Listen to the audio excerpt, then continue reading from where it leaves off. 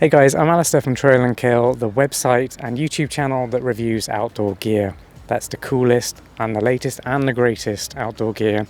So definitely go check out trailandkill.com if you haven't already. But today I'm here reviewing my first bike from Aventon. This bike here is the Soltera 7, and this is kind of the hybrid style bike. I've got the 7-speed one here. It does also come in single speed. But I like to have more gears so that when I'm not using the pedal assist on an electric bike, I get to ride it more like an actual bike rides as well, which is really nice. This one right here is in the citrine colour, so it's a nice kind of yellowy green, really vibrant colour. I really like that. The Soltera also comes in a step-through version, which is great if you have mobility issues and you don't want to lift your leg up too high to get onto the bike. So I definitely recommend getting that one if that's for you. Okay, so how does the Aventon Soltera actually ride? What's it like for riding out in the real world? Well, I actually really enjoy this bike. I like it because it feels much like a non-electric bike, you know, a standard bike, and it does actually ride very much like a bike when you're not using pedal assist. It also looks very classy, looks like a standard bike. I like that, it's quite stealthy. There is a battery in here, but to be honest, it's not very noticeable, and I kind of like that. I really like the narrow wheels here. So because they're narrow, they're not quite as good on gravel environments. They will slip from side to side a little bit, but on tarmac and concrete, they ride really well, and the wheels spin very well too. So I really like the efficiency of this bike and how well it rides. Very comfortable as well. There is no suspension on the bike, so it does give a bit of a bumpy ride if you do go off-road at any point on light trails or anything like that. So I would stick to concrete and city town environments for this bike, definitely.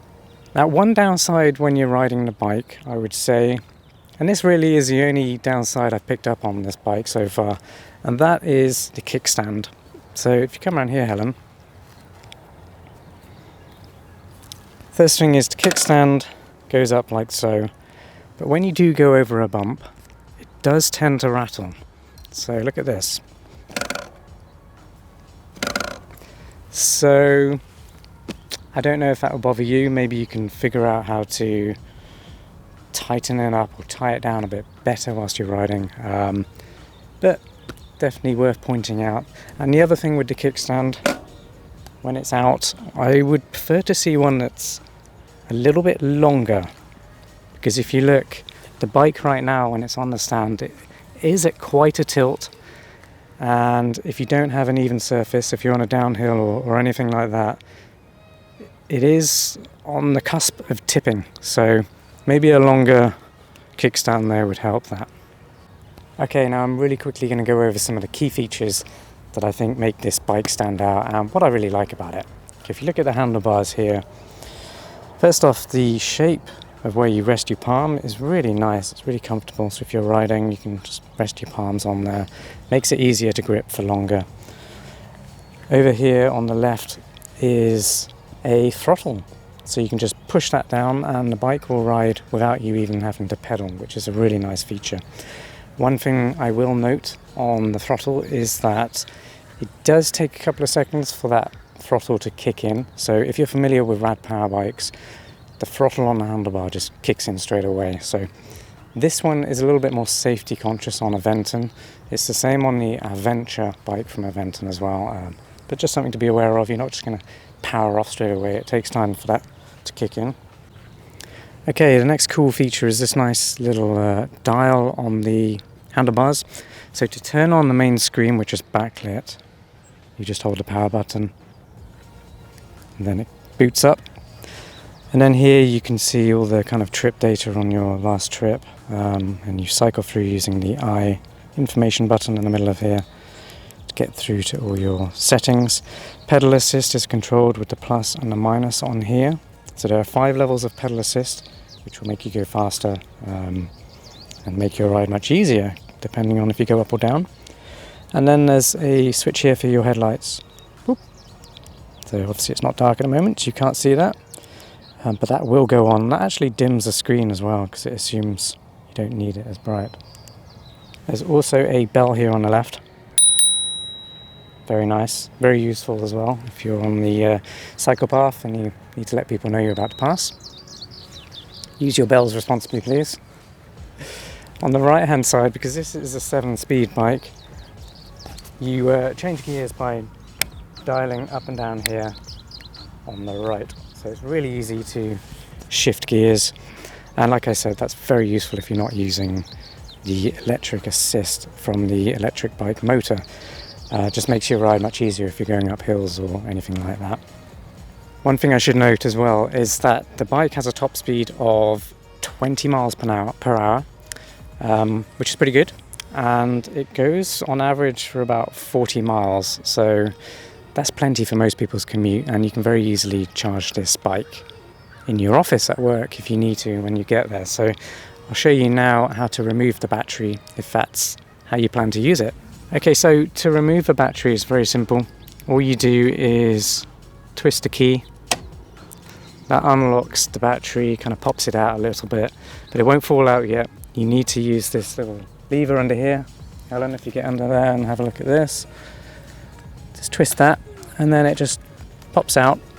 You will need to move the wheel a little bit. There's your battery. On this side, you can see there's a little charge port. So you can take that up to your office or your home. You don't have to have your whole bike with you, which is really nice and convenient if you need to charge it. And then to put it back in, start at the rear first, click it back up, and it's good to go. You can take your battery out, your key out. Then on this side, Helen, you can see that's the charge port. So that's exactly the same port that you would have seen on the actual battery.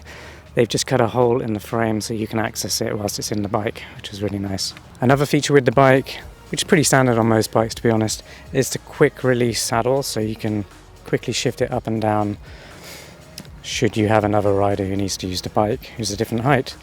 Also, at the rear you've got these really nice kind of built-in brake lights, so when you're riding at night and you turn the lights on at the front, it turns on the rear as well. So there you can see they're on, now they're off. They also act as brake lights, so when I push the brakes, bloop.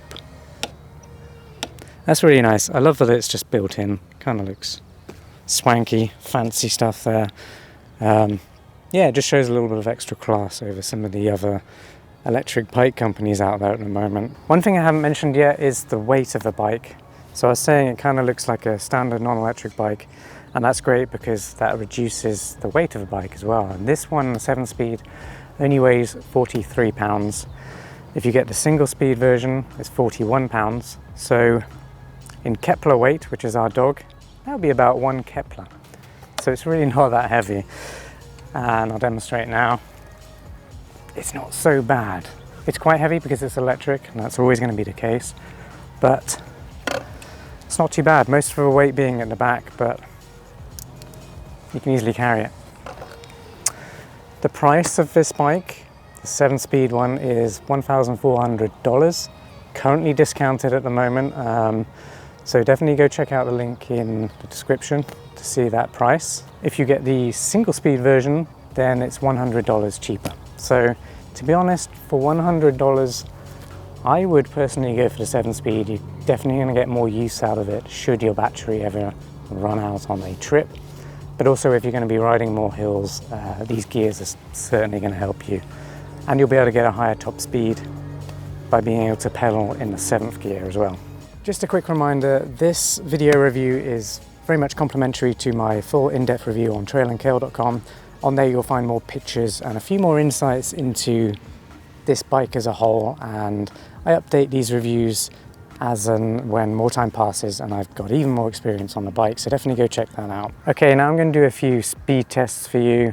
I'm going to show you the acceleration when using the throttle only, and also I'm going to show you the pedal assist speed and the noise levels as well, because it's an electric bike. It's worth knowing that. Okay, here we go, starting with the throttle. Let's go.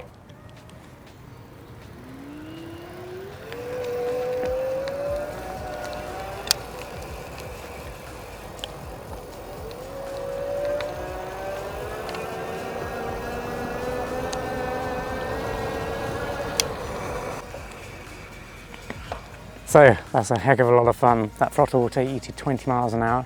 But as you noticed, it's not an immediate kind of punch. You kind of have to wait for the delay to kick in, which is a few seconds. And I think that's a safety feature on Aventon's part.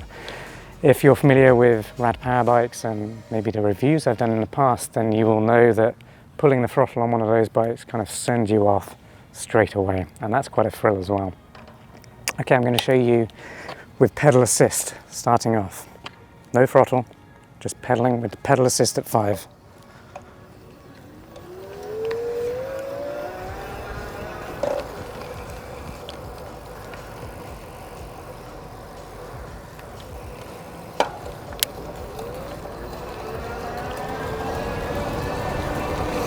Pretty good.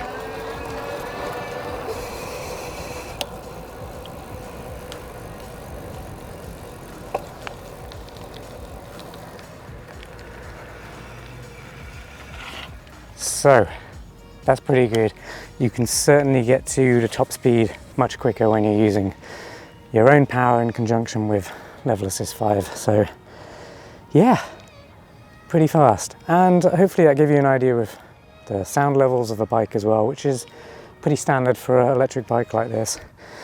Nothing stood out as being loud or super quiet, to be honest. So yeah. You can also get a variety of accessories for this bike, including fenders and a rack, all sorts of things. I'll put a link in the description so you can go check that out if you wanted to gear up this bike for your needs. I think for $1,400, the Soltera 7 from Aventon Bikes is really worth the money. I mean, that's pretty good value for money. Everything's very high quality. You get a lot of the accessories with it that you need. So you get reflectors, you get the lights, and it's just ready to ride out the box. I will also say, as I mentioned, box, it does come in a box, so you do have to assemble some of it yourself, but that's really easy to do. It didn't take me too long. Probably take the average person half an hour to do. It comes with the tools to do it as well, so that's all very easy. Shipping was very quick as well when I bought it from Aventon. So all in all, that's good value for money. Well, thanks for watching this Aventon Soltera 7 review. I hope it gave you some good insights and hopefully you know whether or not it's for you now. Let me know if you've got any questions at all about this bike in the comments down below and I'll answer pretty quickly. Don't forget to like this video. It really helps our channel grow if you do that, so thank you in advance. And consider subscribing to our channel for more outdoor gear reviews just like this one. See you next time.